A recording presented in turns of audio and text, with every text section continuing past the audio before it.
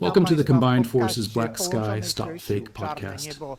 My name is Paweł Bobolowicz. With me today is Wojciech Jankowski from Warsaw, Dmytro Antoniuk from Kiev, Piotr Mateusz Bobolowicz from Lublin. We'll lean into the topic of manipulation, disinformation, propaganda in another interview by Tucker Carlson, this time with Sergei Lavrov. Wojtek.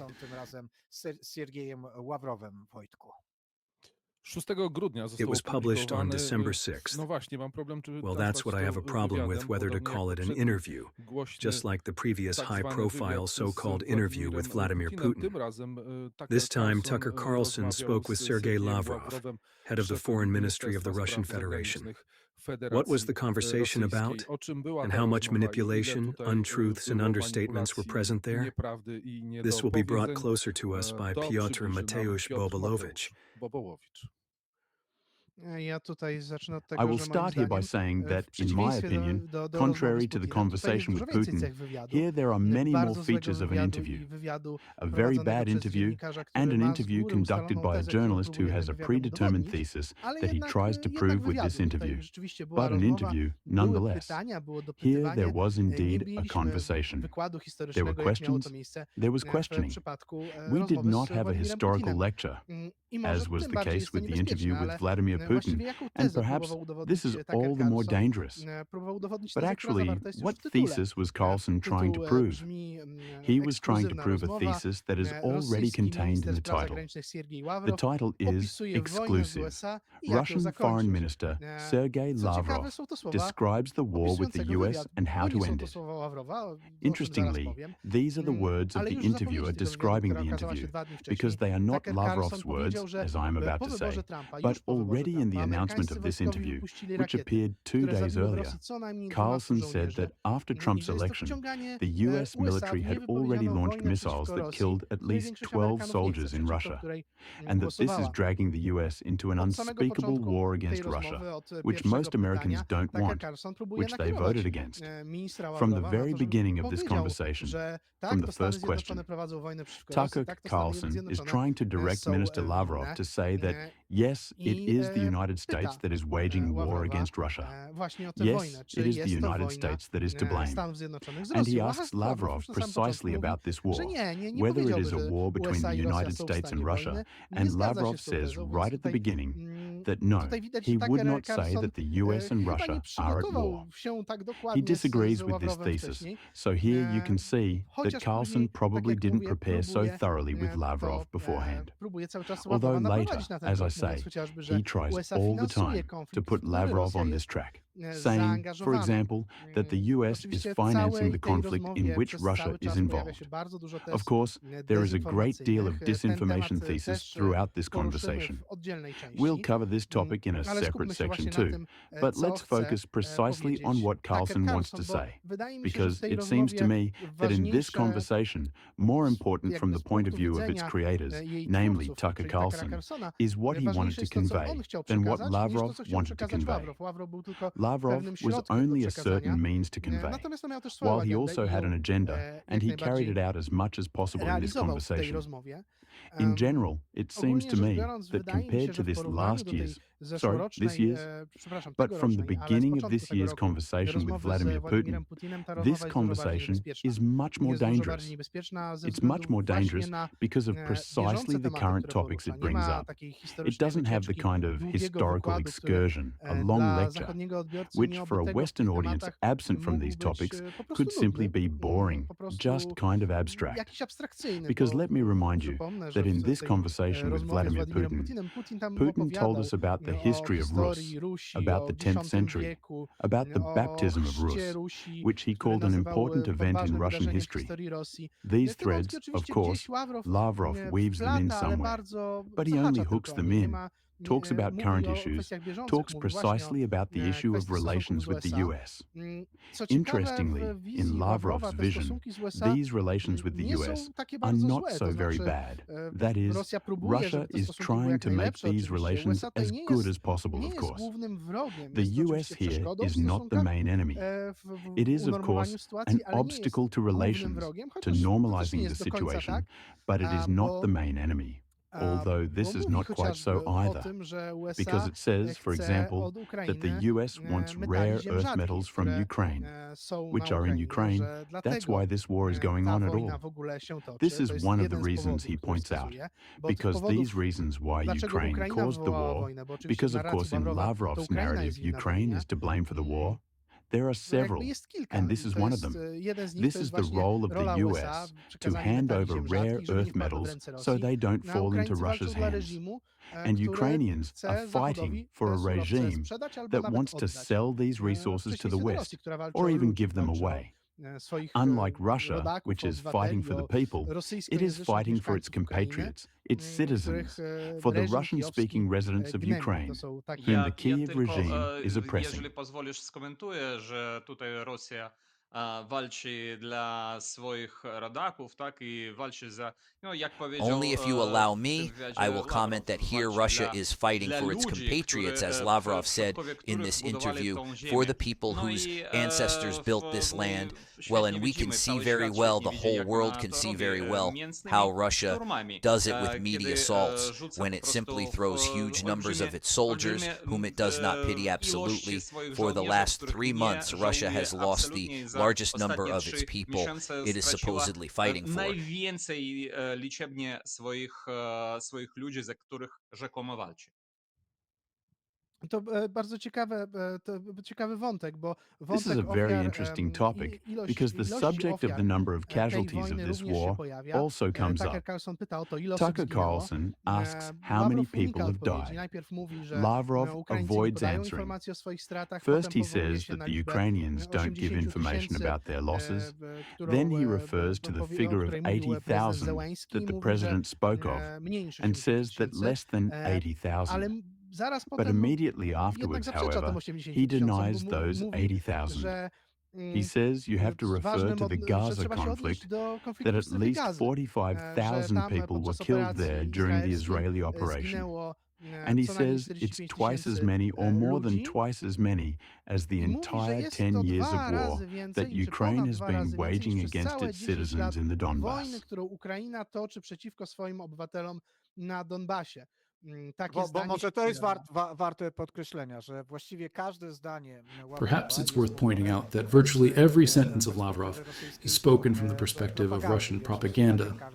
And, of course, Tucker Carlson, as in the case of this para interview with Putin in such situations, it is hard to say that he is protesting. But the very issue of war and this war activity in the world is also important here, and it is important to point out that clearly Lavrov indicates that either the United States or the collective West is responsible for everything. Here this element related to NATO, because it was NATO that came under the borders with the Russian Federation. The United States is financing these conflicts. Each of these sentences, while one can agree, Peter, with what you said, that this is already laid out more in an interview-like form, each of these sentences is propaganda and disinformation. Już bardziej ułożone w formie przypominającej wywiad, to jednak każde z tych zdań ma charakter propagandowy i dezinformacyjny. Definitely. And here, even though I think it is an interview, I disagree with calling Tucker Carlson a journalist, because what he is doing is absolutely not journalistic, because the last thing he strives for is the truth. And this can be clearly seen, because there are moments when Lavrov contradicts himself a little bit. There are moments when he denies facts that are simply there, tangibly visible, and Tucker Carlson, as you say, does not react. There is no moment when he tries to elaborate, to ask uncomfortable questions. Well, and important is the internal American element, where it is clearly Carlson's turn to show that what is happening is the result of the actions, bad actions, of the Biden administration, which in addition is trying to plant mines for Trump's future actions. Dokładnie do tego chciałem zaraz przejść, tylko jeszcze powiem, że jest taka That's sytuacja, exactly what I wanted to get right to. I will only further say that there is such a situation that you can often see how in this conversation Tucker Carlson even gets impatient because Lavrov starts to answer his questions, and Tucker Carlson does not get the answer he wanted and goes back to the previous topic. For example, this can be seen in the case of the Istanbul talks, the Istanbul peace talks. There, of course, Lavrov says that Boris Johnson blocked getting peace, that Ukraine was already ready to sign this peace agreement, and then moves on to some other topic. But you can see that Tucker Carlson is not satisfied with this answer. He still says, but on whose behalf was Boris Johnson acting? And Lavrov still doesn't say on behalf of the Americans, and Tucker asks directly, was he acting on behalf of the US, or was the US behind Boris Johnson to block peace in Istanbul? And only then does Lavrov say that probably, maybe here, yes. He doesn't give a straight answer either. But that's the emerging leitmotif, really, of this interview, where Lavrov gives, of course, a Russian, propagandistic and completely hypocritical perspective, but nevertheless not touching so much on the topics of the United States, and Tucker Carlson tries to draw that out. And you mentioned the issues of NATO enlargement. As much as possible here, this topic comes up extensively, and here as much as possible already from Lavrov's side, there are statements about the fact that this is a violation of Russia's security interests, that Russia has legitimate security interests in the absence of NATO, if only in Ukraine. He talks about the fact that the British fleet was supposed to be in the Sea of Azov, that Crimea was planned to be turned into a NATO base, that Russia couldn't allow it, which is somewhat at odds with how he says that. After all, this was about protecting the people living there and their decisions, because if it was their decisions, why did Russia intervene against a NATO that wasn't there? So these topics are obviously heavily tangled. In this context, there is also, for example, the issue of Finland, which Lavrov describes that despite their friendly relations, and despite the fact that they went to saunas together and played ice-field hockey with Russians for the last years, they suddenly made a U-turn and went back to the early period of preparation for World War II, when they were Hitler's best allies. Here, Finland did not join the Nazi alliance, but joined NATO. So this is also absolutely a very strong accusation on Lavrov's part, and a complete twisting of the actual situation. Because, after all, it's not NATO that is expanding, it's the countries that want NATO at home. It's not NATO that is conquering more territories. Then there is the recurring narrative of Russian propaganda, disinformation, accusing NATO of expanding. Here, another area is the Indo-Pacific and actually all of Eurasia, as Lavrov puts it. This is about the issue of cooperation with Japan, Australia, New Zealand, South Korea, because we know that in view of China's threat to Taiwan, which for the United States is an absolutely key security issue, cooperation with Taiwan, but also the agreements that the United States has with Taiwan. Lavrov calls this again interference and a threat to legitimate Russian security interests. So this is another just recurring theme of disinformation. Ja jeszcze dodam, że Lawrow mówił o tym, że przyczyną tego, I would also add that Lavrov says the reason that there is this conflict, there is a special military operation in Ukraine, as the Russians call it, in Ukraine, is that Russia could not allow NATO to be on its borders without mentioning the fact that Finland and Sweden have joined the organization, and that now simply on the space of the border shared between these countries, because Sweden also has on a piece of the border shared with Russia, there is already NATO. Granicy wspólnej między tymi państwami, bo Szwecja też ma kawałek granicy wspólnej z Rosją, jest już NATO. Another such other big issue that Tucker Carlson raises is the issue of strategic communication between the United States and Russia. And here he points out directly, he tries to get Lavrov to accuse the Biden government of breaking off talks, of breaking off any channels of communication, if only in the case of also such strategic, preventing nuclear conflicts. And of course, these talks are almost non-existent between the United States and Russia. These contacts are limited, but nevertheless, on these security issues, on these issues of global nuclear security they are, and Tucker Carlson is trying to make this thesis. Lavrov again denies it, says, no, we communicated before the Oreshnik missile launch. We communicated, we warned so that the Americans would know that it was only a test. Here, of course, one can ask, what is a test that is carried out in the center of a major city of another country? And absolutely calling it a test is outrageous. It is scandalous, because it is not a missile test if it is a combat use.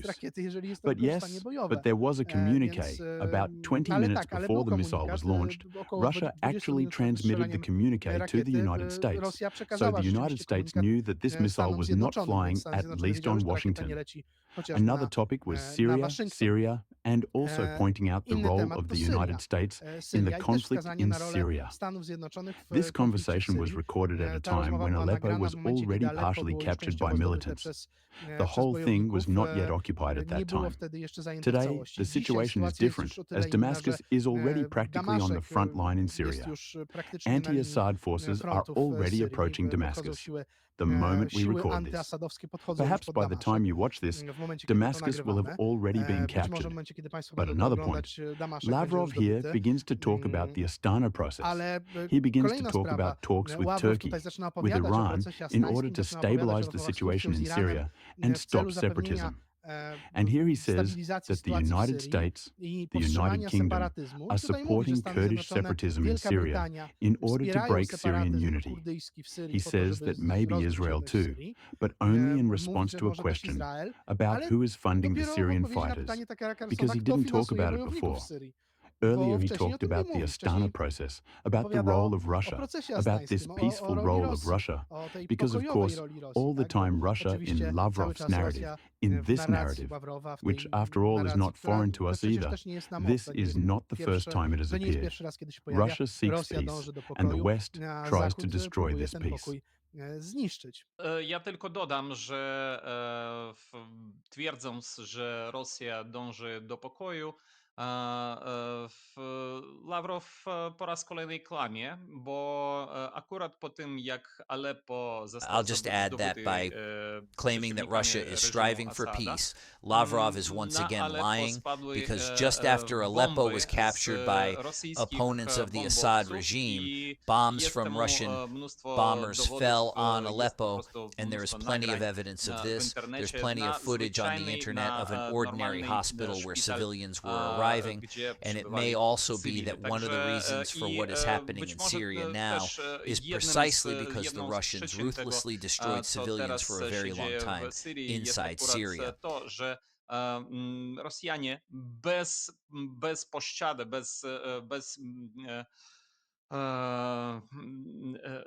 po prostu niszczyli cywilów przez bardzo długi czas na terenie tego kraju. Dla mnie ciekawym jeszcze wątkiem, trochę wspomnianym przez ciebie, For me, the interesting other thread, somewhat mentioned by you, Peter, is the issue of communication channels with the United States, but also the issue of Donald Trump's assessment, which falls in this interview. It's very interesting that Lavrov, while assessing him positively on the one hand, I guess calling him friendly, immediately protects him in a way, because he says he's not pro-Russian. That's right. That's exactly what appears. The subject comes up. He says of him that he has always been friendly, but also calls him a strong person who wants results, and points to the sanctions that Trump has put in place against Russia as an argument for Trump not being pro-Russian. At the same time, he says they are open to talking and is looking forward to Donald Trump's inauguration, because Russia never broke off contacts. It was the US that broke off contacts, and the ball is in the US court at this point. This is the narrative that Lavrov is shifting. Ciekawe, czy można to traktować jako już jakiś głos. It will be interesting to see if this can be taken as already some kind of voice reaching out how this will work. By the way, I wonder what would have happened if such an interview had been published before the US elections. Would it still have had any meaning? Although, let's remember that ACT, contrary to appearances and our perceptions of people who deal with conflicts and Russian aggression against Ukraine, ACT did not play such an important role in the election elections in the United States. Well, but in a sense, here also probably some such additional elements appear, which exactly in favor of Trump politically at that moment might not work. Now, these are perhaps some more votes that are meant to signal something to the United States. Stanom Zjednoczonym zasygnalizować.